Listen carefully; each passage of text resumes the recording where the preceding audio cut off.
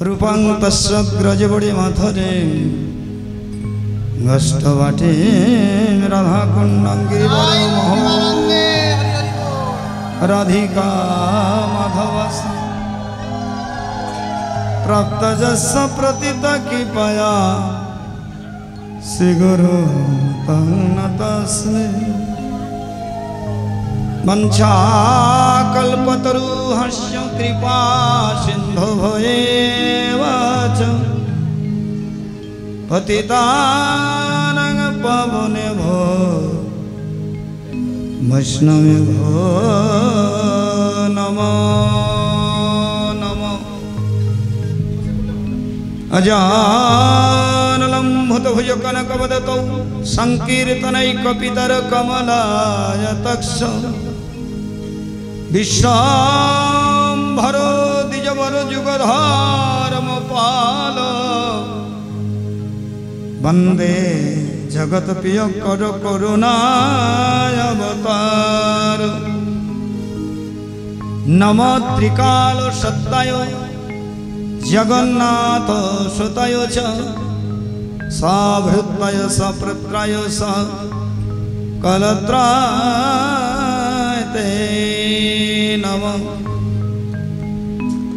नमो पंकज नाभाय नमो पंकज मालिने नमो पंकज नेत्राय नमस्ते पंकजाग्र। कृष्णाय वसुदेवाय देवकी नंदनाय च नंदगोपकुमाराय गोविंदाय नमो नमः।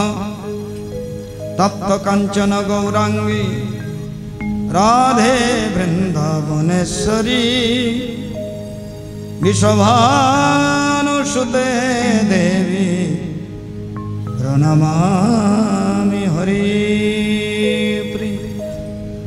भक्तविहीन अपराधलक्कैक्षिप्तश्च कामादितरङ्गमध्ये कृपामयि तं शरणं प्रपन्न बिन्दे नमस्ते चरणारविन्द। बिन्दावै तुलसीदब्बै प्रियाय केशवसच कृष्ण भक्ति प्रदे देवी सत्यवते नमो नमः। नारायणं नमस्कृतं नरश्चैव नरोत्तमं देवी सरस्वतीं व्यासं ततो जयमुदीरये। श्री कृष्ण चैतन्य प्रभु नित्यानंद श्री अद्वैत गदाधर शिवासादि श्री गौर भक्त वृंद। हरे कृष्ण कृष्ण कृष्ण हरे हरे हरे राम राम राम हरे हरे। गुरु वैष्णव भगवान तिनेर स्मरणे है सर्वविघ्न विनाशन अनायासे है निज वांछित पूरण। गुरु वैष्णव स्मरण करे आमरा आजकेर विशेष तिथिते सबाई एकत्रित हয়েছি स्थान देवीपुर श्री श्री जगन्नाथ बलदेव सुभद्रा देवी रथयात्रा হয়ে গেছে। আজকে হেরা पंचमी पंचम दिवस जगन्नाथ बलदेव सुभद्रा देवी रथे चढ़े द्वारका থেকে বৃন্দাবনে এখন এসে অবস্থান করছেন। जगन्नाथ मंदिर আমরা জানি পুরী ধামে 12 মাসে যিনি অবস্থান করেন তার মধ্যে এক সপ্তাহ রথযাত্রা উপলক্ষে আসে বৃন্দাবনে, তাছাড়া তিনি দ্বারকা ধামেই থাকেন। দ্বারকা ধাম যেটা জগন্নাথ মন্দির আর যেটা গুন্ডিচা মন্দির সেটা বৃন্দাবন ধাম। বলো বৃন্দাবন ধাম কি। তাহলে গুন্ডিচা মন্দিরে তিনি এখন বিরাজমান। গুন্ডিচা অর্থাৎ রাজা ইন্দ্রদম্য স্ত্রীর নাম গুন্ডিচা দেবী। সেই রাজার স্ত্রীর নাম অনুসারেই ওই গুন্ডিচা মন্দির। ভগবান এক এক যুগে অনেকবার আবির্ভূত হন। মৎস্য, কুর্ম, বরাহ, নৃসিংহ, রাম, পরশুরাম, বুদ্ধ, কল্কি, ভগবানের অনন্ত অবতার, গুণ অবতার, লীলাবতার, শক্তাবেশ অবতার, মন্বন্তন অবতার, এইভাবে ভগবান বিভিন্ন অবতারে এসছেন। কিন্তু জগন্নাথ দেব কিন্তু অবতারের মধ্যে নয়, তিনি অবতারই, স্বয়ং ভগবান, স্বয়ং ব্রজের ব্রজেন্দ্র নন্দন। আমরা কীর্তনে শ্রবণ করলাম, বাসুদেব ঘোষ কহে করি জোড়ো হাত, যেই গৌর সেই কৃষ্ণ সেই জগন্নাথ। তাহলে যিনি কৃষ্ণচন্দ্র তিনি গৌরচন্দ্র, আবার তিনি জগন্নাথ চন্দ্র, জগন্নাথ দেব। তাহলে ভগবান জগন্নাথের যে আমরা রূপ দর্শন করি সেটা তো কৃষ্ণের মতো নাই। কৃষ্ণ ত্রিভঙ্গ মুরলীধারী চৈতন্য মহাপ্রভু, তিনি দুই বাহু তুলে ডাকছে কলিজীবকে, চলো তোমাদের নিত্যধামে নিয়ে যাই। আর জগন্নাথ দেব আমরা যা আমাদের চোখে দেখি, চোখগুলা গোল গোল, নাকগুলা ঢেবা ঢেবা, হাতগুলা যেন আঙুলগুলা দেখা যায় না হাত পায়ের, এটা আমাদের রূপে আমাদের ভাবে দর্শন করি, যার যেমন ভাব তার তেমনি লাভ। কিন্তু জগন্নাথের রূপ তো এমন নাই। জগন্নাথের রূপ স্বয়ং ব্রজের ব্রজেন্দ্র নন্দন। অষ্টসাত্ত্বিক বিকার হলে যা হয় ভগবানের, সাধারণ জীবের সেগুলো হওয়া সম্ভব নয়। অষ্টসাত্ত্বিক বিকার, সেই অষ্টসাত্ত্বিক বিকারের রূপটাই জগন্নাথের রূপ। নিজের কথা শ্রবণ করতে করতে এমন ভাবের উদয় হয়ে গিয়েছে, হাতগুলা ভেতরে ঢুকে গেছে সংকুচিত। যেমন কুর্ম বা কচ্ছপ আমরা যেটা দেখি, কচ্ছপ কি করে, ও যখন ইচ্ছায় হাত পাগুলো বার করে, আবার যখন ইচ্ছা হয় সব ভেতরে ঢুকিয়ে নেয়। তেমনি জগন্নাথ দেব নিজের কথা শ্রবণ করতে করতে ভক্তের মুখ থেকে এমন তার অষ্টসাত্ত্বিক ভাবের রূপ। কোথায় না দ্বারকাতে। ভগবান বৃন্দাবনে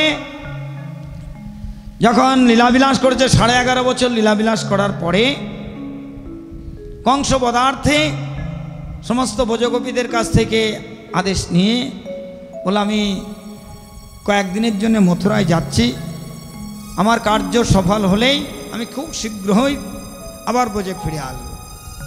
কিন্তু কংসবধ, তারপরে জরাসন্ধর সঙ্গে অনেকবার যুদ্ধ, আর ব্রজে ফিরে আসা হচ্ছে না। তারপর ওখান থেকে আবার ভগবান দ্বারকায় চলে গেলেন, একটা পুরী নির্মাণ করলেন দ্বারকায়। সেই দ্বারকায় পুরী নির্মাণ করে সমস্ত যদুবংশদের নিয়ে তিনি দ্বারকা ধামে তিনি লীলাবিলাস করতে লাগলেন। বলো দ্বারকা ধামে কি। সেই দ্বারকা ধামে ভগবান দেখতে দেখতে 16,108 মহিষীকে বিবাহ করল। তাদের সন্তান সন্ততির শেষ নাই, 56 কোটি যদুবংশ। কিন্তু বৃন্দাবনে ব্রজবাসীদের কৃষ্ণের প্রতি যে অনুরাগ, যে আমিত্ব, যে ভালোবাসা, যে প্রীতি, সেটা যেন কিছু ঘাটতি হয়ে আছে।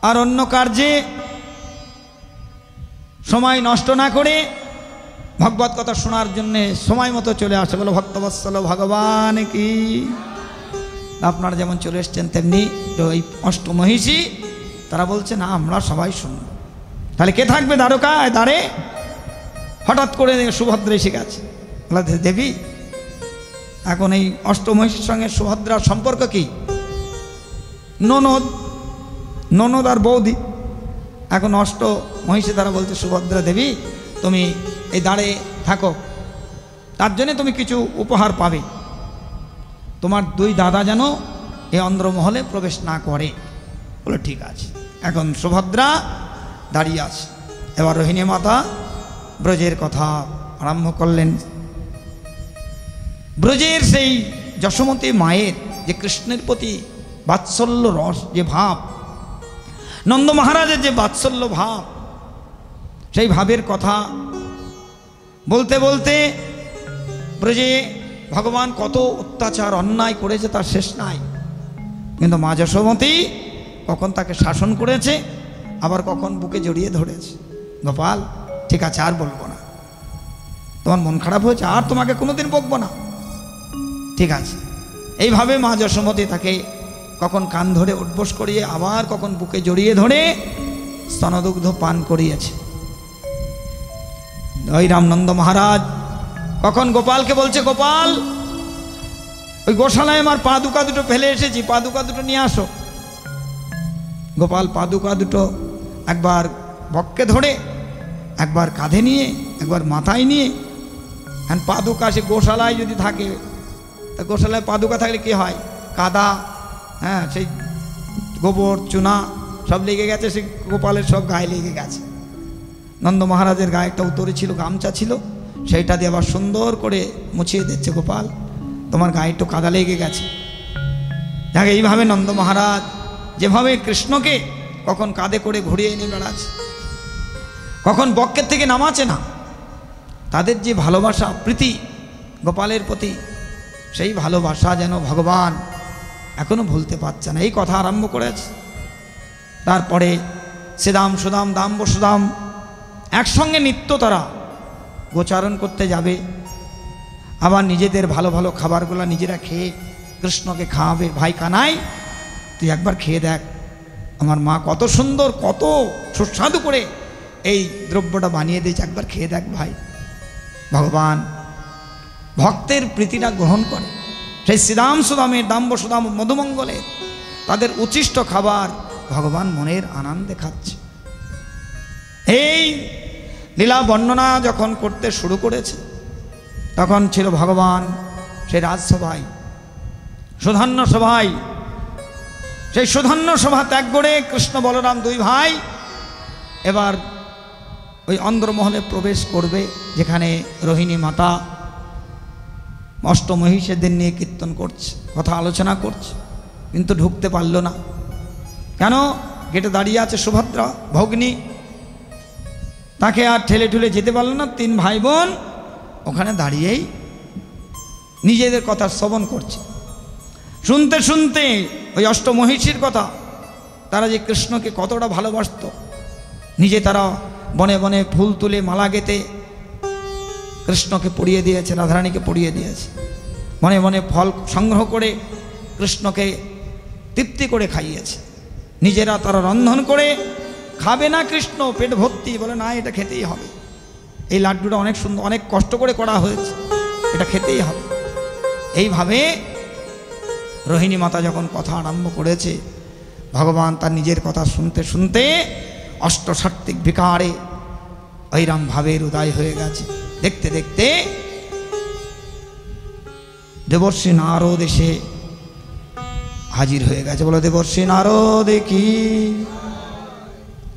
দেবর্ষি নারদ এসে আর কোনো কথা বলছে না। সেদিন গণকীর্তন করতে করতে এসে হঠাৎ করে স্তব্ধ হয়ে গেছে। কি একই এ প্রভুর, আমার প্রভুর কেমন রূপ, একই রূপ, এমন রূপ তো আমি কখনোই দেখি না। হাত জোর করে দাঁড়িয়ে আছে। এদিকে রোহিণী মাতার কথা শেষ। আস্তে আস্তে ভগবান যেমন ছিল আবার স্বাভাবিক দশায় ফিরে এসছে। দেখলো দেবর্ষি নারদকে। দেবর্ষি, তুমি কখন এসেছো? বলে, হে প্রভু, আমি অনেক সময় এসেছি। তোমার এই মধুর রূপটা আমি দর্শন করছিলাম। এমন রূপ তো আমি কোনো তোমার অবতারে দেখিনি। তুমি যা রূপ দর্শন দিলে, শুধু আমাকে নয়, যদি সমস্ত জগৎবাসীকে তুমি এই রূপটা একবার দর্শন দাও, সমস্ত জগৎবাসী ধন্য হবে। দেবর্ষি নারদের প্রার্থনায় ভগবান বলে, ঠিক আছে, তোমার আশা পূরণ করবো। আগত কলিযুগে আমি শ্রীক্ষেত্রে পুরীধামে আমরা তিন ভাই বোন জগন্নাথ, বলদেব, সুভদ্রা রূপে বিরাজমান হয়ে সমস্ত জগৎবাসীকে দর্শন দেব। বলে জগন্নাথ ভগবান কি। সেই ভক্তের আশা পূরণ করার জন্যে, সমস্ত জগৎবাসীকে ওই রূপ দর্শন দেবার জন্যেই আজ ভগবান পুরীধামে জগন্নাথ রূপে জগতের নাথ বলদেব, সুভদ্রা তিন ভাই বোন ওখানে বিরাজমান হয়ে আছে। কাহিনী অনেক, এক এক কল্পে এক এক রকম পাওয়া যায়। যাই হোক, সেই জগন্নাথ দেব আপামরে কৃপা করার জন্যে, কারণ জগন্নাথ মন্দিরের নিয়ম আছে, যারা মেলচ্ছ জবন, যারা বিদেশি কৃষ্ণ ওই জগন্নাথ মন্দিরে প্রবেশ করতে পারবে না, তাদেরকে বাইরে থেকে দর্শন করতে হবে, ভেতরে প্রবেশ করতে পারবে না। সেই জন্য জগন্নাথ এই বছরে বৃন্দাবনে আসার ছলনায় সমস্ত জগৎবাসীকে, চণ্ডাল ব্রাহ্মণ, দেশ বিদেশি সবাইকে দর্শন দেবার জন্যে এই রথযাত্রা উপলক্ষে তিনি গুন্ডিচা মন্দির অর্থাৎ মাসির বাড়ি আসেন। তা আপনাদের এটা গুন্ডিচা মন্দির, মাসির বাড়ি। তাহলে আমাদের এই ভগবানের এখন যে জগন্নাথ দেবের এই পর্ব চলছে, এই জগন্নাথ দেবের পর্বে এই জগন্নাথ দেবের কথা আমাদের মানব জীবনে শ্রবণ কীর্তন করে আমাদের এই জীবনটাকে সার্থক করতে হবে। কেন আমরা মনুষ্য জন্ম লাভ করেছি? অনেক অনেক জন্মের পরে 80 লক্ষ জনই করিয়া ভ্রমণ, তবে তো পেয়েছ ভাই সাধের মানব জন্ম। এই মানব জন্মে একমাত্র ভগবত কথা কীর্তন করা যায়, ভগবত কথা কীর্তন করে বা শ্রবণ করা যায়, ভগবানের রূপ দর্শন করা যায় নয়নে, ভগবানকে প্রণাম করা যায়, ভগবত মন্দির পরিক্রমা করা যায় চরণে। তাহলে এই মনুষ্য জন্মেই হয়।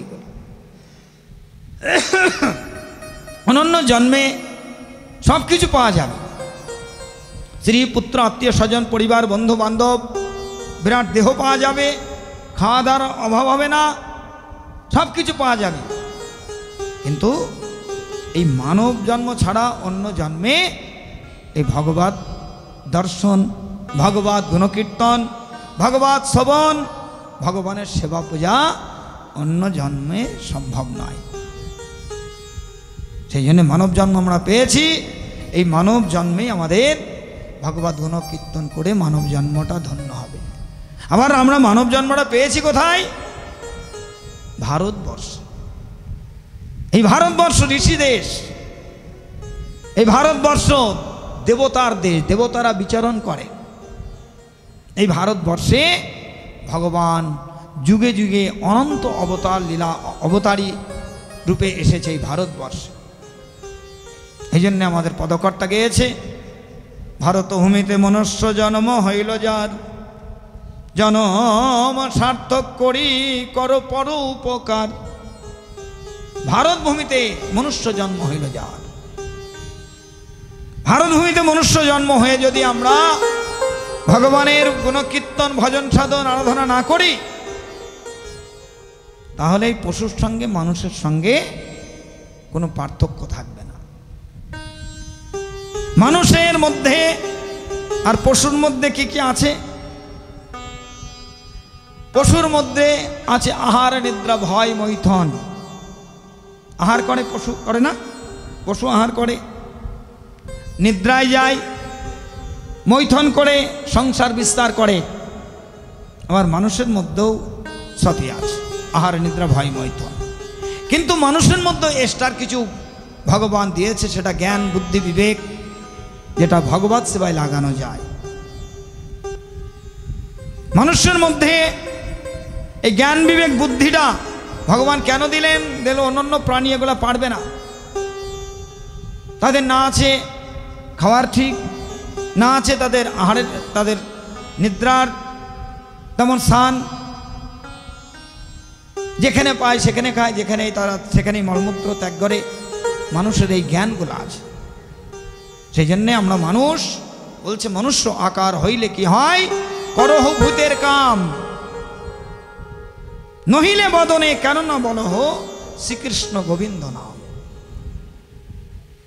পদকর্তা গাইছে, এমন কি লাগি আইলি ভবে, এমনও জন্মে হরি না ভজিলি সে তুই মনুষ্য কবে। প্রেমানন্দ গাইছে। তাহলে আমরা মানুষ, সবার উপরে মানুষ, তাহার উপরে কেউ নাই। আমরা সবার উপরে, খালি মানুষ মানুষ করে আমরা চিৎকার করলে হবে না যে আমরা সবার উপরে। কিন্তু আমরা যদি হরি ভজন না করি, কৃষ্ণ ভজন না করি, তাহলে আমাদের পদকর্তা গাইছে, দুর্লভ মনুষ্য জন্ম লভিয়া সংসারে, কৃষ্ণ না ভজিন দুঃখ কহিব কাহারে। এই মনুষ্য জন্মটা দেব দুর্লভ, দেবতাদের দুর্লভ জন্ম, যে জন্ম দেবতারা পাবার জন্যে জানচা করে পাবার জন্য, আর আমরা সেই জন্ম অনায়াসে পেয়েছি। এখন এই জন্ম পেয়ে যদি আমরা ভগবত ভজন সাধন না করি, তাহলে বলছে ওই পশুর সঙ্গে মানুষের সঙ্গে কোনো পার্থক্য নাই।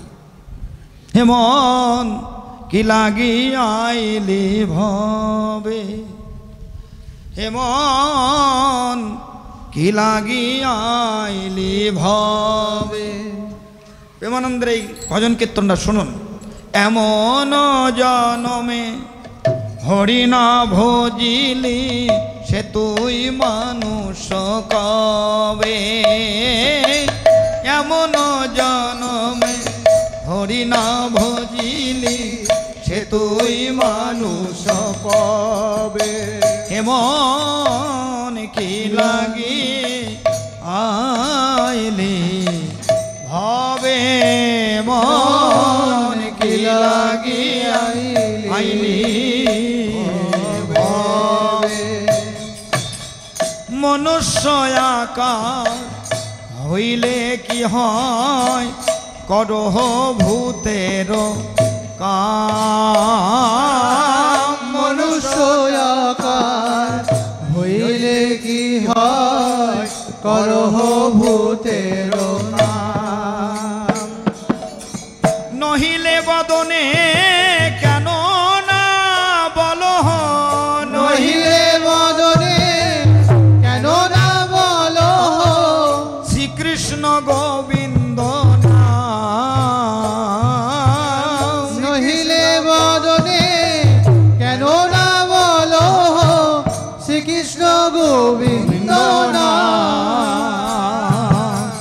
পাখিরে যে নাম লওয়াইলে লয়, সারি সুকাদি কত। পাখিরে নাম লইলে লয়, সারি সুকোয়াদি কত। তুমি যে হাতে অলস করহ, তুমি যেই হাতে অলস করো, এ হয় কেমন মত। তুমি যেই হাতে অলস